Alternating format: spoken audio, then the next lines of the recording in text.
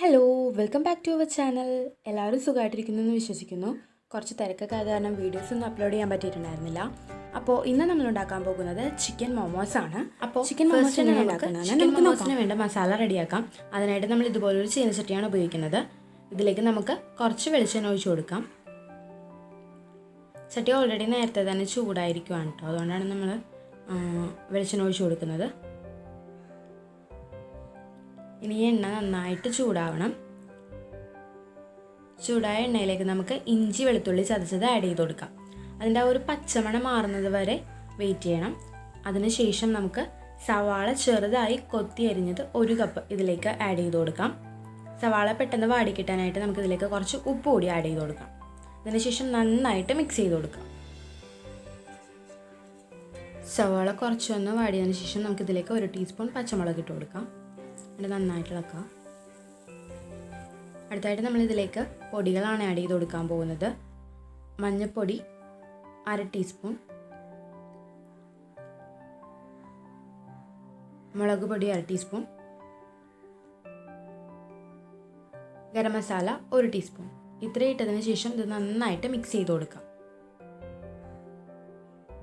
അപ്പോൾ ഇത് നന്നായിട്ട് വാടിയിട്ടുണ്ട്. ഇനി നമുക്കിതിലേക്ക് വേവിച്ച് വെച്ചിരിക്കുന്ന ചിക്കൻ ആഡ് ചെയ്ത് കൊടുക്കാം. ചിക്കൻ ഓൾറെഡി നമ്മൾ മഞ്ഞൾപ്പൊടിയും ഉപ്പും ചേർത്ത് നന്നായിട്ട് വേവിച്ച് പിച്ചിക്കേറി വെച്ചിരിക്കുന്നതാണ്.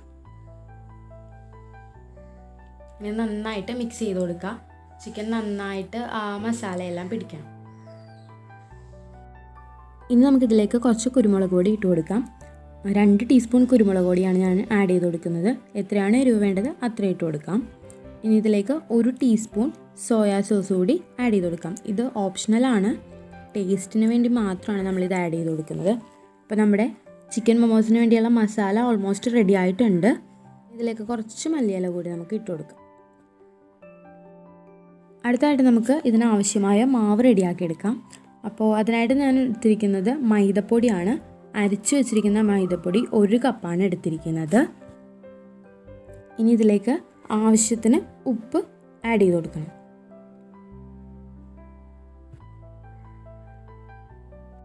ഇനി നമുക്കിതിലേക്ക് കുറച്ച് വെള്ളമൊഴിച്ച് ഇത് നന്നായിട്ട് കുഴച്ചെടുക്കണം. നമ്മൾ സാധാരണ ചപ്പാത്തിക്കൊക്കെ വേണ്ടി കുഴക്കില്ലേ, അതുപോലെ തന്നെയാണ് ഇത് റെഡിയാക്കി എടുക്കേണ്ടത്.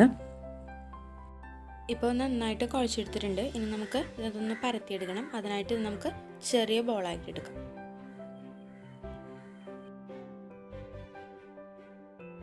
മൈദപ്പൊടി ആയതുകൊണ്ട് ഇത് കുറച്ച് ഒട്ടിപ്പിടിക്കാനുള്ള ചാൻസ് കൂടുതലാണ്. അപ്പോൾ നമ്മൾ ഇത് പരത്തുന്നതിന് മുന്നായിട്ട് ആ കല്ലിൽ കുറച്ച് മൈദപ്പൊടി ഒന്ന് സ്പ്രെഡ് ചെയ്ത് കൊടുക്കുകയാണെങ്കിൽ ഒട്ടിപ്പിടിക്കാതിരുന്നോളൂ. ഇപ്പോൾ നന്നായിട്ട് പരത്തി എടുത്തിട്ടുണ്ട്. ഇനി നമ്മൾ നേരത്തെ റെഡിയാക്കി വെച്ചിരിക്കുന്ന മസാല ഇതിൽ ആഡ് ചെയ്ത് കൊടുക്കാം. അപ്പോൾ മസാല നമ്മൾ ഇതിൻ്റെ സെൻറ്ററിലായിട്ട് ഇട്ട് കൊടുക്കണം.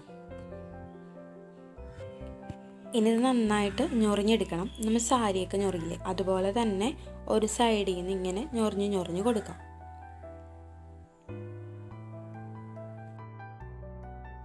നമ്മളിത് വളരെ ശ്രദ്ധിച്ച് വേണം ചെയ്യാൻ, അല്ലെങ്കിൽ ഈ ഞൊറി എടുക്കുന്ന സമയത്ത് ഇത് പൊട്ടിപ്പോകാനുള്ള ചാൻസ് ഉണ്ട്. അപ്പോൾ വളരെ സ്ലോ ആയിട്ട് വേണം ചെയ്യാനായിട്ട്. ഒരു സൈഡ് കഴിയുമ്പോൾ നമുക്ക് ഇപ്പുറത്തെ സൈഡിൽ നിന്ന് ഞൊറിഞ്ഞു കൊടുക്കാം. ഫുള്ള് ഞൊറിഞ്ഞ് കഴിയുമ്പോൾ ഇത് ചെറുതായിട്ടൊന്ന് ട്വിസ്റ്റ് ചെയ്ത് കൊടുക്കുക. അപ്പോൾ അത് അതിൻ്റേതായ ഒരു ഷേപ്പിലിരിക്കും. അപ്പോൾ ഒരു പ്രത്യേക ഭംഗിയായിരിക്കും ഇത് കാണാനായിട്ട്.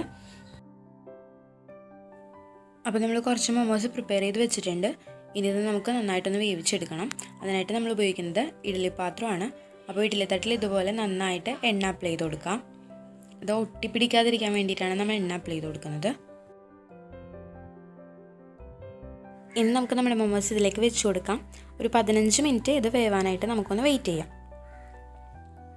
ഇപ്പോൾ 15 മിനിറ്റ് ആയിട്ടുണ്ട്. ഇനി നമുക്കിതൊന്ന് തുറന്ന് നോക്കാം. അപ്പോൾ നമ്മുടെ ചിക്കൻ മൊമോസ് റെഡി ആയിട്ടുണ്ട്. ഇനി നമുക്കിതൊരു പ്ലേറ്റിലേക്ക് മാറ്റാം. അപ്പോൾ നമ്മുടെ ചിക്കൻ മൊമോസ് നിങ്ങൾക്ക് എല്ലാവർക്കും ഇഷ്ടമായെന്ന് വിചാരിക്കുന്നു. എല്ലാവരും ഇത് വീട്ടിൽ ട്രൈ ചെയ്ത് നോക്കണം. ഇഷ്ടപ്പെട്ടെങ്കിൽ ലൈക്ക് ചെയ്യുക, ഷെയർ ചെയ്യുക, സബ്സ്ക്രൈബ് ചെയ്യുമ്പോൾ എൻ്റെ തൊട്ടടുത്ത് തന്നെ ഒരു കുഞ്ഞ് ബെല്ലൈക്കൺ കാണും. അതോടെ ഒന്ന് പ്രസ് ചെയ്യുക. എങ്കിൽ മാത്രമേ ഞങ്ങൾ ആഡ് ചെയ്യുന്ന എല്ലാ വീഡിയോസും നിങ്ങൾക്ക് നോട്ടിഫിക്കേഷനായിട്ട് ലഭിക്കുകയുള്ളൂ. അപ്പോൾ തന്നെ കാണാനും പറ്റുള്ളൂ. സോ അടുത്ത വീഡിയോ ആയിട്ട് കാണും വരെ ടാറ്റാ.